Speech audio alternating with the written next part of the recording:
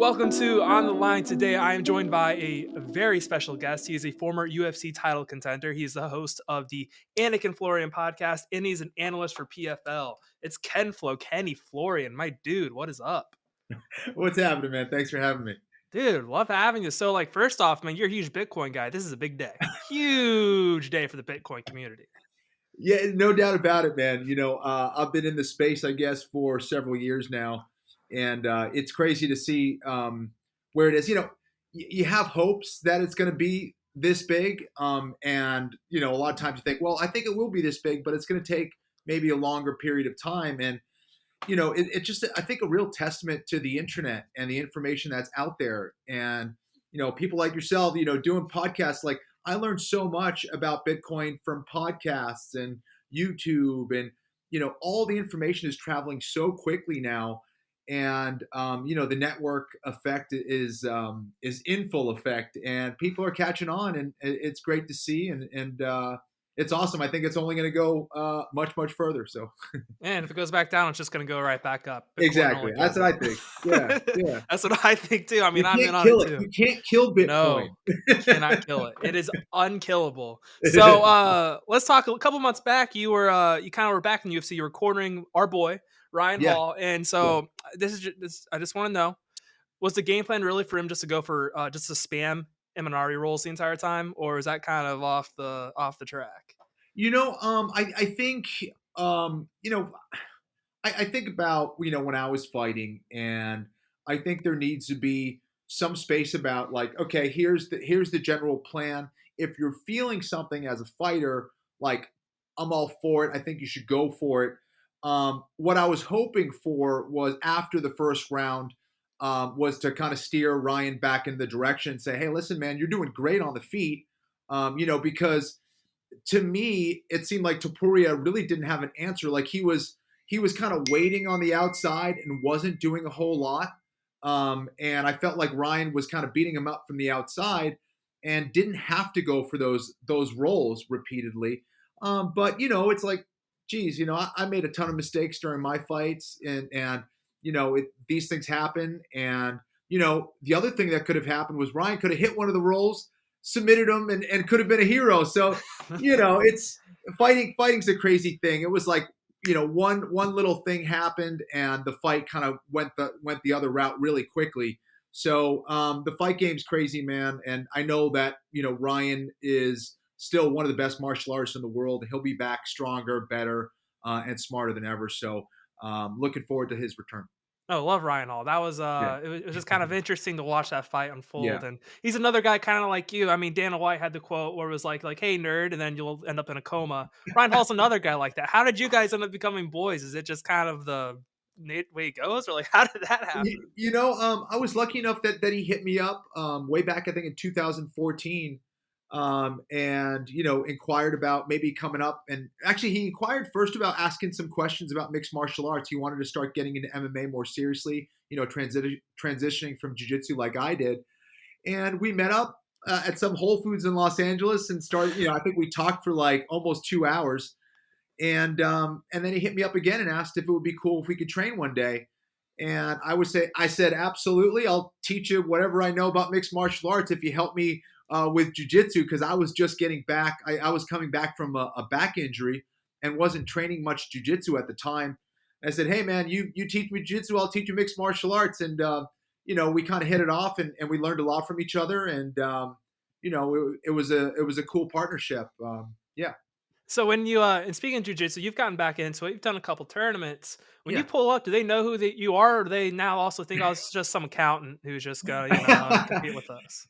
Yeah, I think in the jiu-jitsu community, they pretty much did. I think a lot of people were surprised, like, hey, what are you doing here? Are you competing? Like, oh, wow, that's cool. Like, they think for some reason, because I'm on television or something, that I'm no longer training, or I'm no longer interested in competing. And, I got into this to challenge myself and to test myself first and foremost above anything else. Like, I had no intention of, making a whole lot of money back then. The prospects of making a lot of money in mixed martial arts were, slim to none. And, you didn't do it to get famous back then. And I love the journey of the martial arts, and I don't have as much time to do it like I used to, but I still love it, and I still learn so much, and that's really what I'm in it for, is to learn as much about myself, and to learn about what I'm doing right and what I'm doing wrong in martial arts, and to try to be the best that I can. And I'm glad that I've been back at it training again and more consistently. And can't wait. I'll be training tonight over at Lucas Leprie's in Charlotte tonight. So can't wait. So, and I kind of want to talk about that too. Is you kind of were forced into you kind of forced into a time you had the injury after Yeah, your Jose Aldo fight. What yeah, was kind of like the hardest thing for you to give up? Like, what was like kind of pulling your strings the entire time? Like, what was the hardest part about retiring, and kind of what was the hardest thing to give up? yeah. That's a great question. Honestly, I think it's the routine. It's the routine of doing something on that level every single day, of knowing exactly what you're going to do, when you're going to do it, being around the other people in the gym who are helping you towards your goal, are things that I really missed. I didn't even know what day it would be, whether it was Monday, Tuesday, Wednesday. I just knew it in terms of like, today is striking and strength and conditioning day. Today is jujitsu and wrestling day, or whatever it is. I loved that routine. And it was kind of mindless, but it was also like awesome, because I had a goal every single day, and that was getting better and learning more. And not having that anymore, that consistent routine, especially due to injury, something that was physically limiting, was really tough, man. Like, and I remember, like, just like crying one day and just being like, man, I need martial arts in my life, and if it's not in my life, I don't really know what to do. I'm kind of a miserable, angry prick, and yeah, I'm so glad that I'm healthy enough. I still deal with back injuries. I dealt with it in my last competition, but it has to be a part of my life, and I'm just trying to stay as healthy as possible and do whatever I can to make sure I'm still able to do that. Sounds like the inner masshole in you comes out if you're not into martial Exactly, arts. exactly. Yeah, yeah. You've It's been you've there. been It's softened there. by LA, but that little masshole will still come out. So when you 100%. there's a guy who's kind of followed a similar path as you, and that's Paul Felder. Has he ever reached out to you about this whole thing? Because I know he's starting to itch his I way. He wants to haven't. come back. I But I feel like haven't that's talked to another Paul. guy. Yeah. Yeah, I haven't talked to Paul. It seems like he's talking about maybe coming back, and I can totally relate to it. He misses it, and of course, like, competing in the octagon or competing in mixed martial arts at a high level is unlike anything else. I think it's not only the competition itself, but it's the training, it's the methods, it's the routine, it's the practice, it's the improvement, it's the learning. You come to love it so much, and it's extremely difficult and it's very hard, but you just come to love that life. And I think that that's probably what he's missing. And I wish him the best in whatever he's going to do. I just hope that it's something that is in his heart and not, anything else. And sometimes that can be a tricky path to navigate. Sometimes it's something else that's leading you in. Money's great, and everybody fights for different things, but I do think fighting for money, or fighting for fame, or fighting for ego, or whatever, can be a tricky thing. I think a lot of fighters deal with that. I'm not saying that's the case for Paul Felder. I think he's authentic in what he's saying. I think he genuinely loves to compete, but I think for other fighters, that could be the alluring thing that could also get you really injured, and could potentially harm you in the future. It's the mixed martial arts and just combat sports as a whole is like if you're not all the way in it, it's Yeah, not going to be kind to you, and it's going to end no very question. badly. You can't get away with it. And so I want to get. This is kind of my last question about your kind of fighting career and all that. Is you're one of two guys to go from four different weight classes. You fought all over the Yeah, place, and middleweight really was never your weight. You just kind of fought there right. because of the Ultimate Fighter. Yes, exactly. Only other guy to do that, Diego Sanchez. But Yep. if you were to go back in time and redo your career, kind of with now the focusing on one weight class, which weight class do you think you would have gone with? It was tough because, a lot of people forget back then the lightest weight class they had was 170 pounds. And this opportunity came up with the Ultimate Fighter. at 185 pounds. And I was like, well, I compete in, a lot of different weight classes for jiu-jitsu. Oh, sure, I could do that in mixed martial arts. And, it was really difficult, obviously. And it's a different animal, right? MMA and jiu-jitsu are two different things. But, I was definitely a pure 155 pounder. That was my best weight class, I think, where I felt um, energetically, physically, strength wise at my best. So that was definitely my favorite weight class.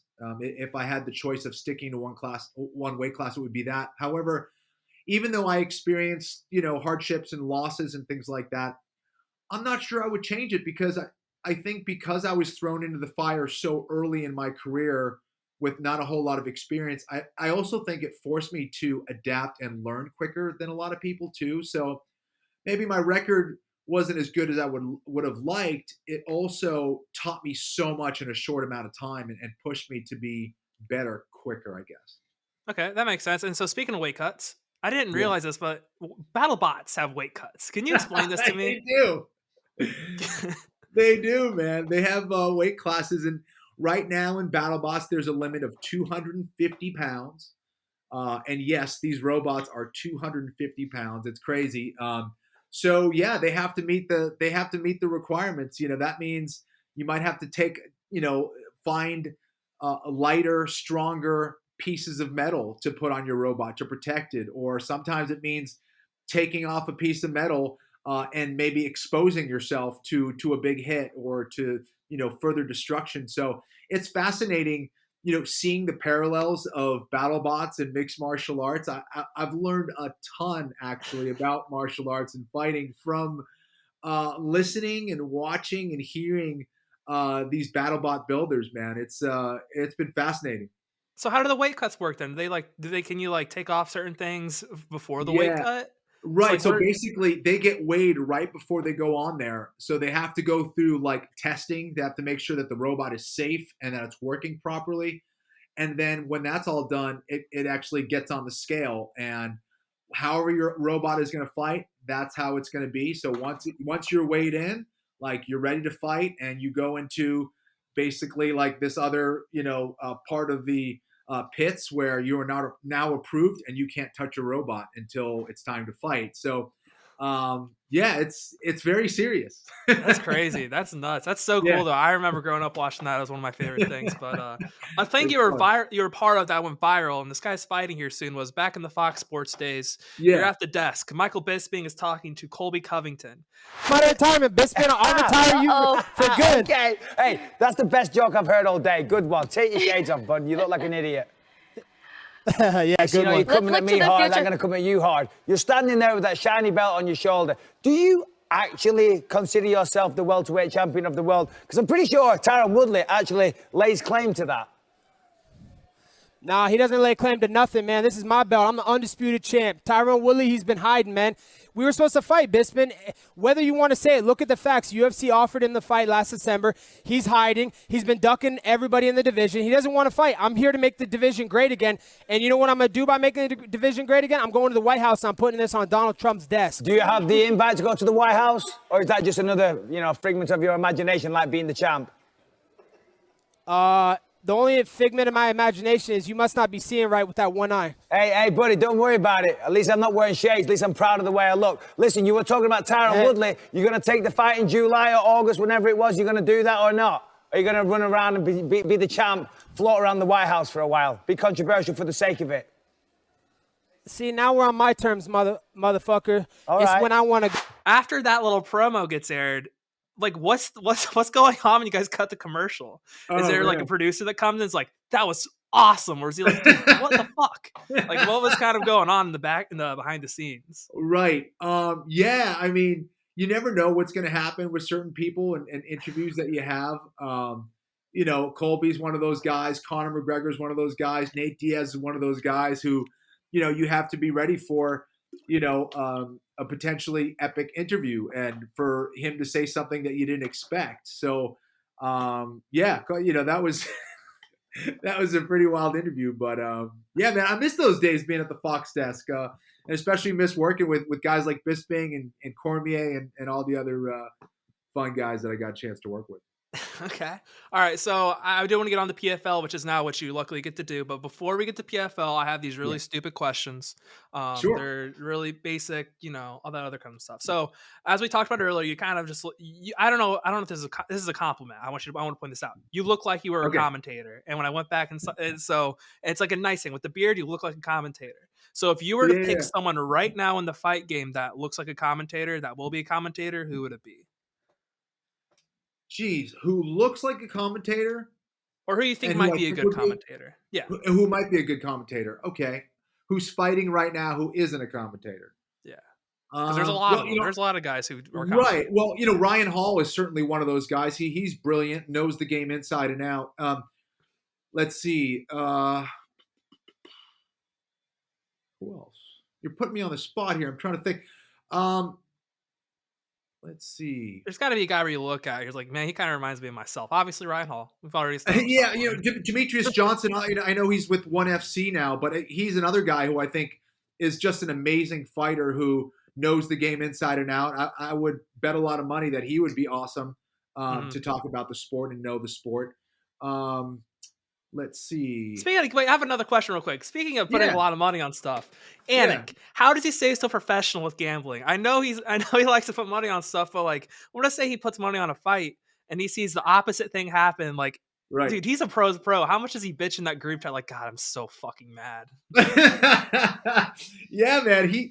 So unfortunately for him, he's not allowed to bet on the UFC fights, but he loves it and he talks about it all the time, and it's something that's always been fascinating to him. So I think he gets his fix by talking about other sports and gambling on other sports, so I think he gets his fix from the NFL and Major League Baseball and NBA and college sports and stuff. So, yeah, I mean, he loves it, man. He definitely does. He definitely Can he not does. bet on Bellator or PFL? Is that not allowed, or is he allowed to do that? I assume he can. Yeah, I think so too. Yeah. I don't know. All right, so here's the next little dumb question. So you worked at Abercrombie and Fitch in college. Were you one of those guys at the front? Homework, huh? I tried. Dang. So when you're at the front, are you the guy with just the shirt off, just like welcoming people into Abercrombie? No, just listen. I appreciate the question, but if you've seen me without my shirt off, that's not the case. Like I was not known for my body, but no, I was not. You're a soccer player. They have abs. Exactly. I was a leg guy. Like I have no chest. Like I don't have any upper body muscles.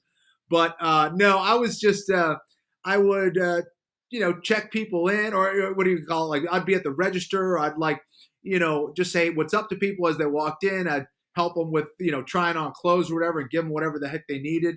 And I remember Conan O'Brien came into the store way back when. And that was Conan's an Abercrombie guy. Yeah, I was like, wow, that's cool. It's the first famous person I've ever seen. But yeah. Okay, all right. So here's another one. We're going back in the days. Do you still have all your Tapout and Affliction shirts? Someone sent me a picture of a Tapout ad with me in it the other day that I completely forgot about. I have, I think, all of my signature stuff. Like my mom put all of my stuff, like my gloves, my shorts, my, like the signature t-shirts in a bag because I was like going to throw it away. There was a point where I would keep everything, like every little medal or every little thing I got playing sports. And then one day, I think like in college, I was like, I don't need any of this stuff. Like I'm just accruing this stuff. I don't need any of it. And I stopped holding on to stuff.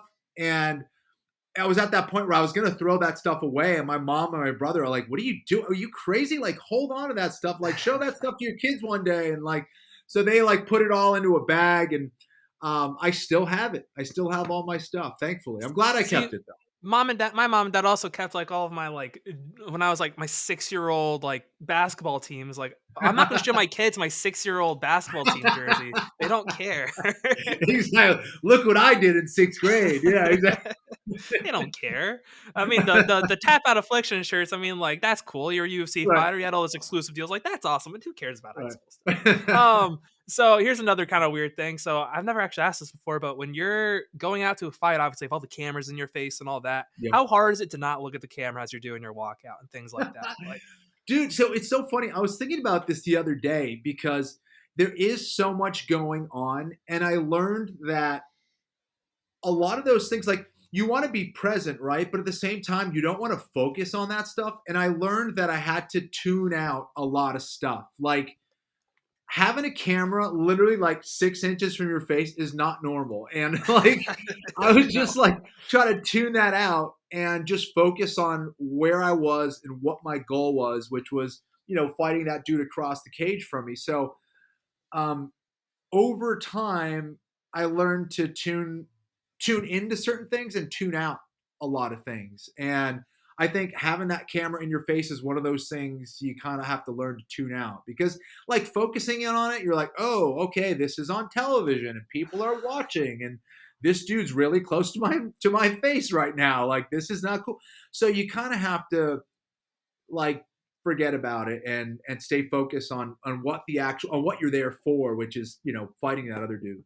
See, if I were I'm not. I was more or less thinking like, let's say you're walking casually, you're just like you're focused, and you're kind of like, oh shit, I'm a little hyped up now with the crowd. I kind of want to move faster. Yeah, I was yeah, thinking yeah. like maybe I don't want to move faster and run this dude over. Yeah, I would pace a lot because I hated having that camera in my face. So I'd like try to keep the guy moving, like get away from me, All right, so this is my last dumb question before we move on to PFL, and that is, what's the price? What's the number for Kenny Florian to fight a YouTuber? Oh man, so I get this question a lot, and the answer is there is no money. I feel like I got into this to compete and test myself, and I don't feel I need to test myself against a YouTuber. Like I would want to test myself against another accomplished mixed martial artist, and I'm retired like now, obviously, and I won't come back. But if I was ever going to come back, it would be against another mixed martial artist, not against a YouTuber, no matter the price, because, and it's not like, I have unlimited money. I could use the money. I would definitely take the money, but as for those reasons, I just wouldn't, just because I don't know. And I use this analogy all the time, but it's like, let's say I'm fast and I'm like, hey, Usain Bolt, like, I think you should race me, bro. Like, I'm really quick. And here's this guy who's like the fastest dude in the world. And I'm not Usain Bolt, but like, who's won gold medals and all this stuff. Like, why would he even entertain looking in my direction, let alone racing me? Like, I just feel like it's not, they don't deserve it. I'm not going to give a shot to a dude who just started training or, even if they're talented, it's like, man, you didn't fight at a local show in Boston in front of a couple hundred people, for $1,000. Like you haven't gone through all the trials and tribulations that I have. Like, why would I do that? You weren't fighting when nobody was watching, the sport, when I had to fight like in illegal locations, and it's like no. No, okay, okay. No, I figured that would be the answer, but I gotta ask. But here, so follow up. Will you, do you at least will you like? Did you watch the Tyrone Jake Paul fight? I didn't. Like you didn't miss out on a whole lot, though. I was definitely curious about the result and stuff, and I was cheering for Woodley. But I just didn't care enough about it. Like, I don't know. It's cool. Like, props to the Paul brothers for like doing their thing and making money, doing what they're doing, but not my cup of tea, I guess. Yeah, I'll say this: I didn't pay money for it, but I watched it. There you go. I don't want to say too much. Yeah. That. Don't incriminate yourself. Yeah, I get it. So let's talk about real fighting. Let's talk about PFL. I'm not even kissing ass. I'm not gaslighting you. I think PFL really is the second best organization. I think it's a lot of fun. Like the regular season, you incentivize finishes, and it just makes it a more entertaining fight. So let's start with the Golden Girl. Let's start with Kayla Harrison. What does Taylor Gordado got to do to at least make this thing competitive? Dude, it's really tough. I love Taylor.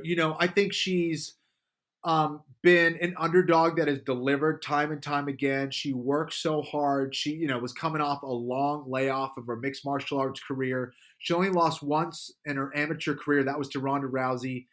Mm-hmm. So, she shows a lot of potential. There's no doubt about it. And she's only gotten better with each and every round. But this is a really tough fight for her especially because everything that she does well, that's Kayla Harrison's game.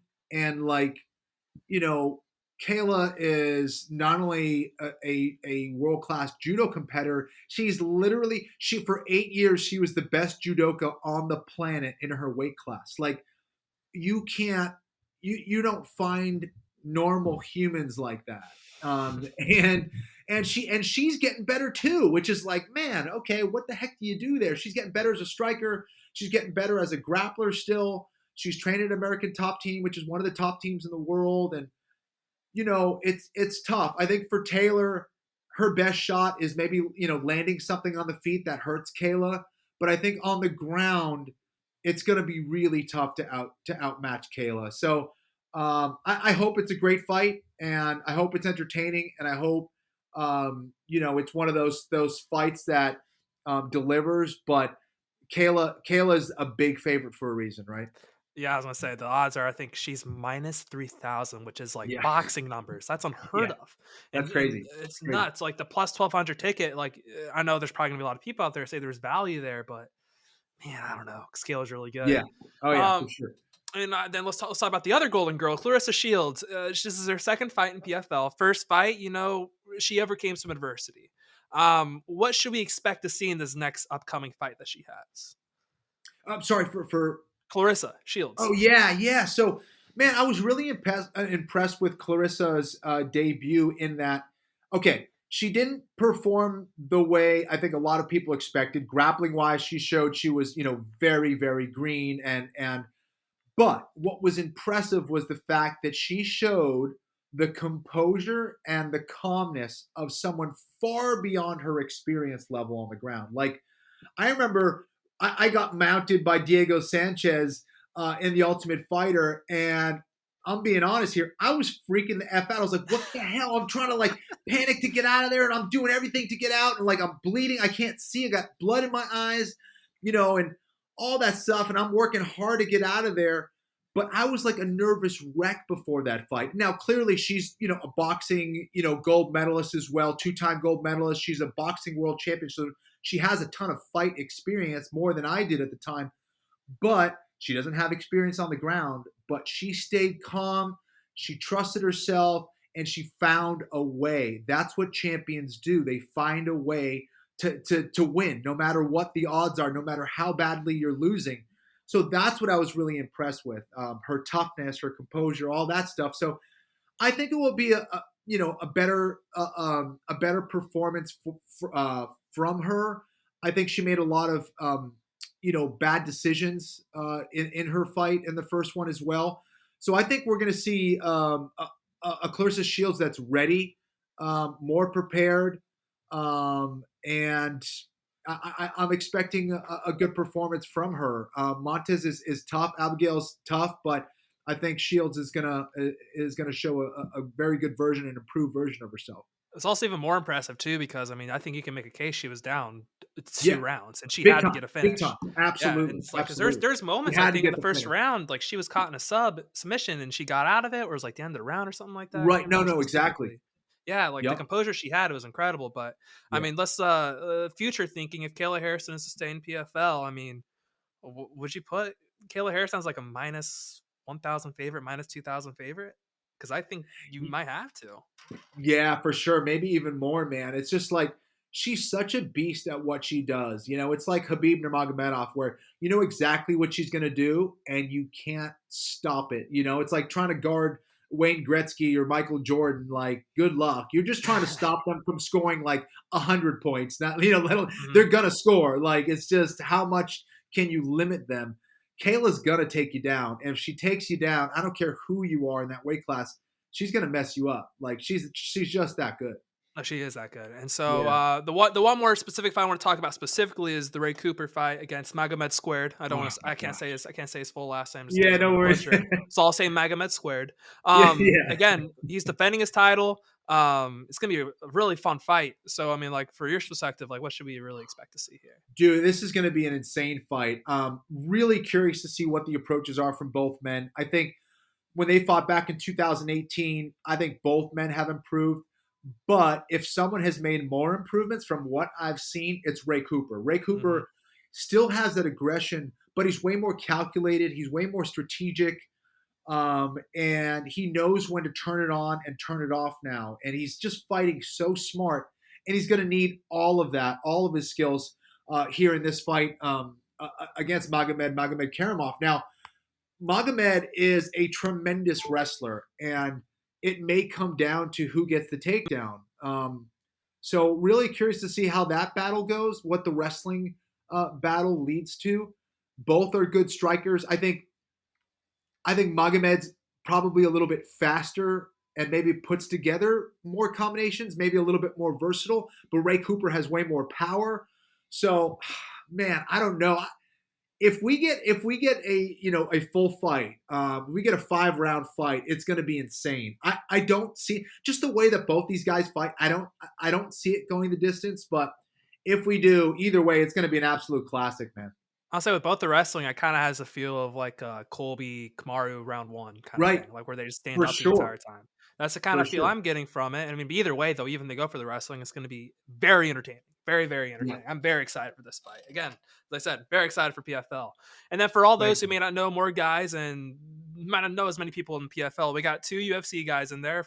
We got more in one, but you got ACJ going for the light heavyweight title. And then you got Omari Akhmedov making his PFL debut. So, I mean, there's all sorts of fights coming out. 6 title fights. It's going to be a hell of a time. Is there any other fights in there we may want to keep our eyes on? That may just be fireworks or... That the heavyweight battle's really curious. Yeah. I'm really curious to see how that one goes down. Ante Delia, who was one of Crow Cop's proteges, is taking on Bruno Capoloza, a dude who has just been destroying guys left and right. So, and both those guys have big time knockout power. Delia is probably a little bit more dangerous on the ground than Capoloza is. So, awesome fight that definitely could end in a finish. Their first fight ended in a first round knockout with Capoloza getting the win. And I mean, all the fights are great, man. I can't wait to see how it all goes down. Movlid Habalayev, who's one of Habib Nurmagomedov's proteges, is fighting at 145 pounds. Yeah, it's going to be good. It's going to be really good, man. I mean, if you're a fight fan, you got that on the 27th. Then you got Jan Glover on the 30th. Then you got 268. Then the week after, like it's a great time to be a combat sports fan. And so there's one question I have that I forgot to ask. What was it like when Laban pissed the bed in Ultimate Fighter Season 1? Okay, so I haven't been asked this in a long time, but I remember I was in that room, and I remember I was like half asleep, half awake. And I was in my bed already at the time. And I remember like hearing Chris saying something that he was going to go over to Jason's bed. And or maybe I just heard him going over to Jason's bed. And he said he was going to like spritz or pee on his bed. And I was like, he's not going to do that. Like he just would like talk a lot of shit. So I just figured like, Chris is being Chris. So I had no idea that he was actually going to follow through on that. And man, like when that happened and I found out what happened, I felt so bad, man. So yeah, that was tough. That is real tough. So that's what I got for you this time. Hopefully can have you on again. I have a lot more for you, but I want to keep this thing nice at 30-minute time. So with that said, obviously you got the Florian podcast, you got PFL. If there's anything else you want to promote, like go for it, man. Yeah, thanks, man. If people want to check out my YouTube channel, I have a YouTube channel where I teach jiu-jitsu and teach mixed martial arts techniques.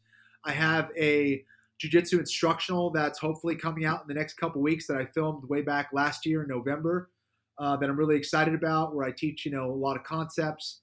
And this is more for like the existing practitioner or people who have already started jiu-jitsu and either have just started or have been around for a long time and want to learn, the conceptual approach. So I have that coming out, and I got Battlebots coming out on Discovery Channel around Thanksgiving time. And let's see. I think that's pretty much it. But right. Yeah, man, I appreciate your time, Tommy. Thanks so much, dude. Dude, I appreciate you. I appreciate you. So we'll do it again. You do a great job. Oh, I appreciate you. So for me, for KenFlo, we're out. Peace.